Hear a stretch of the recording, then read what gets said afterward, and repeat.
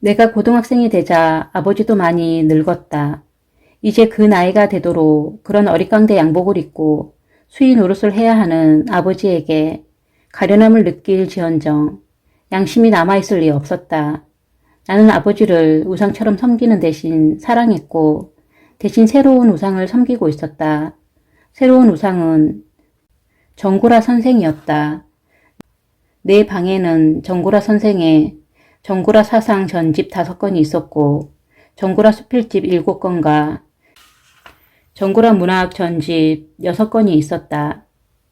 10번도 넘어 읽어준 종이가 풀솜처럼 부드러워진 청소년이여 야망을 가져라 라는 제목의 정구라 선생의 청소년을 위한 문집이 있었고 액자 속에는 정구라 선생의 사진이 있었다. 정구라 선생이야말로 내 흠모와 동경을 아무리 바쳐도 아깝지 않은 인격자였다. 그는 뛰어난 사상가요 문필가였을 뿐 아니라 명교수였고 정치에도 깊은 관심이 있어 높은 관직을 여러 번 거쳤고 현재도 모 고위층의 막후 인물이자 실력자로 알려져 있었다. 간혹 그런 것을 가지고 그분 인격에 오개티로 삼으려는 사람도 있었지만 나는 오히려 그런 점 때문에 그분을 존경했다. 이론과 행동을 한 몸에 갖춘다는 것, 그건 아무나 할 수 있는 일이 아니기 때문이다. 그분은 이론과 행동뿐 아니라 한 몸에 지, 정, 의를 두루 갖춘 그야말로 완벽한 인격자였다. 그는 청소년이여 야망을 가져라의 서두에서 그의 생애를 지배해온 3가지의 정열에 대해 말하고 있다. 그것은 지식의 탐구와 사랑에 대한 동경, 고통받고 박해받는 약하고 가난한 이웃들에 대한 참을 수 없을 연민이라는 것이었다. 그 대목은 늘 내 깨끗한 피를 들끓게 했다. 그것이야말로 사람이 죽는 날까지 정열을 바칠 만한 가치가 있는 것이었다. 나의 이런 감동을 마음에 맞는 친구에게 나누려고 했을 때 그 친구는 시드라니 말했다. 야, 웃기지 마라. 그 소리는 정구라가 하기 전에 이미 러셀이 써먹은 소리야. 나는 그 순간부터 그 친구를 싫어했다. 그 소리를 누가 먼저 했느냐, 나중에 했느냐가 무슨 그리 큰 문제란 말인가. 누가 정말 온몸으로 그렇게 살았냐가 문제지. 나는 그의 그 소리가 결코 러셀의 메아리가 아닌 정구라 선생의 온몸에서 뿜어나오는 솔직한 목소리임을 믿어 의심치 않았던 것이다. 나는 그의 생애를 지배해왔다는 3가지 정열 가운데 특히 버림받고 약한 이웃에 대한 연민에 깊이 공감하고 있었다. 노년으로 접어든 요즘에 그를 지배하는 건 역시 그 3번째 정열이라는 것을 나는 알고 있었다. 빼놓지 않고 읽은 그의 글 곳곳에 이 허약한 희생자들에 대한 연민과 이들에게 희생을 강요하는 악에 대한 분노의 괴로움이 진땀처럼 끈끈하게 배어 있었기 때문이다. 어느 무더운 여름날이었다. 나는 더위를 무릅쓰고 교과서와 씨름하고 있었다. 친구들은 산으로 바다로 놀러 갔지만 나는 조금도 그들이 부럽지 않았다. 친구들이 살을 태우고 기타를 치고 춤을 추고 여학생을 꼬드길 동안 나는 내 내면에 보석을 쌓아가고 있다는 자부심이 있었다. 아버지가 내 방으로 들어왔다. 좀처럼 없는 일이었다. 비좁은 방을 아버지의 거대한 몸집이 가득 채우니 숨이 막혔다. 나는 아버지가 빨리 나가주길 바랬다. 더위 때문만은 아니었다. 그러나 아버지는 마치 벽에 걸린 정구라 선생의 사진에 이끌려서 들어온 것처럼 그것만 바라보면서 나갈 생각을 하지 않았다. 나는 아무리 내 아버지지만 정구라 선생을 그런 시선으로 바라보는 것을 참을 수 없었다. 아버지는 아마 그 사진이 내 또래의 고등학생이 흔히 좋아하는 가수나 배우의 사진인 줄 아는 모양이었다. 그럴 법도 했다. 내가 걸어놓고 있는 사진은 정구라 선생의 저서에서 떼어낸 사진으로 근래에 찍은 것이 아니라 그가 젊었을 때 상당히 미남이었을 때 찍은 사진이었으니까. 아버지는 배우 가수를 통틀어 딴따라라 불렀고 무슨 근거로 그러는지 몰라도 딴따라를 자기보다 못한 유일한 직업으로 알고 깔보는 노릇이 있었다. 젊은 애들 생각을 거의 무조건 믿고 따르는 아버지였지만 그 낡은 생각만은 못 버리고 있었다. 틀림없었다. 아버지는 정고라 선생을 딴따라라고 알고 있었다. 그렇지 않고서야 저렇게 깔보는 눈길로 바라볼 까닭이 없었다. 사진이 아니라는 것을 설명하기 전에 우선 그 사진을 모독으로부터 지키고 싶었다. 나는 그 사진과 아버지 사이를 가로막고 섰다. 비켜 이놈아, 신성한 공부방에 저 따위 사진을 붙여놓고 공부가 될성 싶으냐? 아버지, 이분은 딴따라가 아니에요. 알아, 저 작자가 딴따라만도 못한 놈이라는 걸. 딴따라만도 못한 놈이라니. 나는 화끈한 분노를 느꼈다. 아버지 역시 나만 못지않은 분노에 떨고 있다는 걸 알 수 있었지만 그 분노를 이해할 수는 없었다. 아버지, 이분은 알아, 그 작자 정고라 아니냐? 아니, 아버지가 어떻게 이분을... 왜? 아버지가 그 작자 좀 알면 안 되냐? 한때 그 작자가 아버지 발밑에 엎드려 살려달라고 싹싹 빈 적이 있었느니라. 아버지는 어느 틈에 분노를 가라앉히고 있었고 싱글싱글 입가에 웃음마저 감돌고 있었다. 길게 이야기하고 싶은 모양으로 입을 개켜놓은 것을 의자 삼아 편한 자세를 취하고 있었다. 나는 어떤 예감으로 가슴이 고통스럽게 재어왔다. 그건 아버지가 또 한 번 낄낄거릴 것 같은 예감이었다. 나를 풀장 속에 팽개치고 나서 또 자동문으로 밖으로 팽개치고 나서 낄낄대던 그 기분 나쁜 웃음을 뱃속 가득히 품고 있는 얼굴로 아버지는 나를 쳐다보고 있었다. 그럴 리가요. 아버진 뭔가 잘못 알고 계신 겁니다. 나는 허우적대듯이 가까스로 말했다. 이놈아, 서둘지 말고 내 말부터 좀 들어봐. 아버지는 밉살스럽도록 유들유들했다. 너도 알지?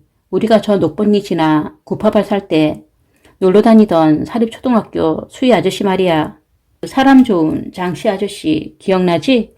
우리가 지금 집으로 이사 오고 나서 몇 년 있다 일어난 일인데 어느 날 그 아저씨가 얼굴빛이 파랗게 질려가지고 우리 집으로 돈을 끌어오지 않았겠니? 그때 그 아저씨 장가든 지 10년이 넘도록 애가 없어서 이제 영 못 낳겠거니 하고 있던 차에 마누라가 애를 베게 되어 세상에 자기 혼자서만 애아범 되는 것처럼 10달 내내 싱글벙글 입을 해벌리고 살았지. 그런데 막상 다리 차고 나서도 배만 아프지 아이가 태어나야 말이지. 산모와 장모, 애아범이 합세를 해서 이빨이 다 흔들흔들 하도록 안간힘을 써도 아기는 안 나오고 그만 산모가 숨이 넘어가려고 하더란 말이야. 그때서야 부랴부랴 병원으로 데리고 갔더니 즉각 수술을 안 하면 산모고 아기고 다 죽겠다고 하더라지 뭐냐. 이 친구 어서 수술을 해달라고 의사한테 애걸을 하고는 나한테 수술비를 끌어 달려온 거야. 느닷없이 이게 무슨 소린가. 정고라 선생 이야기에 왜 장씨 아저씨가 등장하는 것일까? 어제의 이야기는 속사포처럼 이어졌다. 하여 나는 집안에 있는 돈을 다 긁어 모았지만 수술비에는 턱도 없고 생각도 못해 구파발 땅판 돈에서 집 사고 남은 걸 장사하는 친구한테 빌려줘 이자 몇 푼씩 받는 돈이라도 달래볼까 해서 장씨 아저씨를 앞세우고 나섰지 뭐냐. 그런데 그때만 해도 택시 요금이 어찌나 싼지 떠중이들도 택시 아니면 여기서 저기도 못 가는 줄 알던 때라 웬만한 재주 가지고는 택시를 잡을 수가 없었지. 마음은 바쁘고 정말 환장하겠더라. 어쩌다 빈 택시가 오면 10명, 20명이 달려드는데 하여튼 그땐 재빨리 손잡이를 잡고 뛰는 놈이 임자였으니까 별 수 있니. 내가 차도로 나섰지. 손님이 내릴 듯이 속도를 늦추기 시작하는 택시 손잡이를 잡고 무작정 뛰었지. 거의 버스 한 정류장 거리는 되게 뛰고 나서 정말 택시가 서고 손님이 내리더라. 나는 우선 장씨 아저씨를 찾았다. 이 친구 꼬그라질 듯 하면서도 잘 뛰어오더군. 그런데 그 사이에 어떤 작자가 그야말로 꼭 생쥐처럼 내 겨드랑 밑으로 쏙 빠지더니 택시 속으로 쏙 들어가 앉는 거야. 그러더니 운전사 갑시다 하며 제법 점잔을 떨잖아. 나나 장씨 아저씨나 눈에서 불이 안 나게 생겼나 말이다. 그래도 우린 애걸을 했다. 사정을 이야기하고 양보를 부탁했지. 그런데 이 생쥐 같은 작자가 뭐라더라? 우리한테는 아예 대꾸도 안 하고 운전사한테 어서 가지 않고 뭐라고 있어. 택시는 먼저 타는 게 임자야. 글쎄 이러더란 말이야. 나는 아무 말 안 하고 젓가락으로 간장 그릇에 빠진 파리 집어내기보다 더 쉽더라니까. 그런데 그 작자가 벼랑간 계집이나 지를 것 같은 비명을 지르더니 길바닥에 나자빠지는 거야. 그러더니 어디선가 기다리고 있었다는 듯이 순경이 달려오고 우린 어느 틈에 폭력사범이 되어 있더란 말이야. 장씨 아저씨가 자기가 쳤다고 순순히 폭력 사실을 인정해서 난 곧 풀려났지. 이 대목에서 잠시 아버지는 한숨을 돌렸다. 나는 뭔가 이야기가 이상한 방향으로 흐르고 있다고 생각했다. 그 이야기가 정구라 선생과 무슨 관련이 있다는 말인가? 그리고 왜 장씨 아저씨가 아버지를 대신해 억울한 누명을 써야 했다는 말인가? 뭐 내가 비겁하다고? 원 녀석도 눈치가 그렇게 없냐? 내가 우선 풀려나야 돈을 마련해 수술을 시켜서 산모고 아이고 살릴 거 아냐. 나는 그까지 장씨 아저씨야. 어찌되든 간에 걸음아 나 살려라. 그 자리를 비켜나 장사하는 친구네로 가서 돈을 마련해 갖고 병원으로 달려갔지. 그래도 병원 하나는 잘 맞나 수술비도 내기 전에 수술을 해서 산모와 아기가 다 목숨을 건졌더라. 게다가 아이가 아들이야. 한숨 돌리고 경찰서로 달려갔더니 맙소사 그 생쥐한테 3주일에 상해 진단서가 떨어지고 장씨 아저씨는 유치장에 있었어. 그 생쥐가 고소를 취하지 않는 한 그 녀석 하여튼 복도 없는 놈이지. 장가가고 14년 만에 첫 아들 보는 날 유치장에 들어가다니 별 수 없더구나. 그래서 경찰에 솔직히 털어놓았어. 실상은 내가 그 생쥐에게 상해를 입힌 장본인이라고. 그러나 이미 장씨 아저씨가 범인이 되어 있는데 엿장수 마음대로 바꿀 수 있는 게 아니더라. 방법은 딱 하나. 그 생쥐가 고소를 취하는 방법밖에 없다는 거야. 그래서 나는 거의 매일같이 그 생쥐네 집을 드나들며 제발 우리 불쌍한 친구를 위해 자비를 베풀어 달라고 애걸을 했다. 그 생쥐 해놓고 살기도 르리하게 해놓고 살더라만 거만하긴 또 얼마나 거만한지. 나는 그때서야 그가 만만치 않은 사람이라는 걸 알았지. 그는 내 애걸을 듣는 즉시 나를 거들떠도 안 보고 경찰서 누구누구, 검찰청 누구누구에다 대고 전화를 거는 거야. 여보게, 내 차가 수리하러 간 사이 생전 처음 택시를 이용하려다 내가 이만저만한 봉변을 당했으니 그러면 중벌로 다스려줘야겠네. 단단히 법의 맛을 보여줘야겠네. 이런 따위 전화 말이야. 정말 미치고 한장하겠더라. 내가 그놈에게 고소를 취하시키든지 그놈을 때려 죽이든지 둘 중에 하나를 해야겠다는 비상한 각오를 품고 간 날 어떡하든 살인죄는 안 범하려고 덮어놓고 그 생쥐에게 손이 발이 되도록 빌고 또 빌었지. 생쥐는 끄떡도 안 하더군. 나는 아버지의 비굴한 모습을 눈앞에 보는 것 같아 가슴이 뭉클했다. 그러나 아버지의 표정은 웃음을 머금고 있었다. 그것도 금방이라도 터질 듯한 웃음을. 실로 요절 복통할 일로 사건이 거꾸로 됐지 뭐냐. 그때 내 눈에 확 들어오는 것이 있었지. 나는 그 집 재떨이를 내 주머니에다 털어놓고 껄껄 웃으며 일어섰지. 그놈이 새파랗게 질리면서 내 바지가랑이를 붙들고 늘어지더군. 재떨이에 뭐가 있었냐고? 인서가 재떨이에 뭐가 있긴 꽁초가 있었지. 그 생쥐는 그때 캔트를 피우고 있었고 그때 한창 양담배 단속이 심할 때였거든. 신분의 높고 낮음을 떠나 양담배를 피우다가 들키면 500만 원의 벌금을 물린다고 엄포를 놓을 때였으니까 세상에 그 거만하던 생쥐가 딱 1초 간격으로 그렇게 비굴해질 수 있을까? 알고 보니 거만과 비굴은 종이 한 장 차이도 안 되더라. 그 생쥐 내 바지가랑이를 붙들고 뭐라더라? 응, 빠다제로 합시다. 이러더군. 그런데 내가 빠다제가 도대체 무슨 소린지 알아들을 수가 있어야 말이지. 나는 캔트 피는 양반이니까 미제 빠다도 잡수셨겠지 어쩌고 하며 방바닥에 있는 그 작자에 켄트 담뱃값까지 얼른 내 호주머니에 집어넣었지. 그게 아니고 켄트 담배꽁초하고 고소 치아장하고 맞바꾸자고 하더군. 나는 얼씨구 고소 치아장에 도장을 받고 그래도 부족한 것 같아 전화로 높은 사람한테 고소 치아의 뜻까지 밝히게 하고 그때서야 주머니를 뒤집어 꽁초를 훌훌 털어주고 나왔지. 꽁초도 미제꽁초가 참 좋긴 좋더구나. 그 후 장씨 아저씨는 째꺼덕 풀려나서 아들 얼굴 보고 마누라 붙들고 울먹이고 그랬지 뭐. 그 생지가 누구냐고? 원 녀석도. 아직도 그걸 몰라서 물어? 그 생지가 바로 저놈 정고라였단 말이야. 그러더니 아버지는 허리를 비틀면서 낄낄대기 시작했다. 낄낄낄 낄낄낄.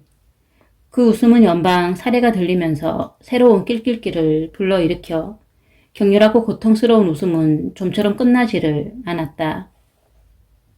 한꺼번에 여러 개의 질그릇이 깨지는 것 같은 웃음소리를 들으며 나는 서 있는 땅이 자꾸 어디로 가라앉고 있는 것처럼 허전해져 허우적댔다.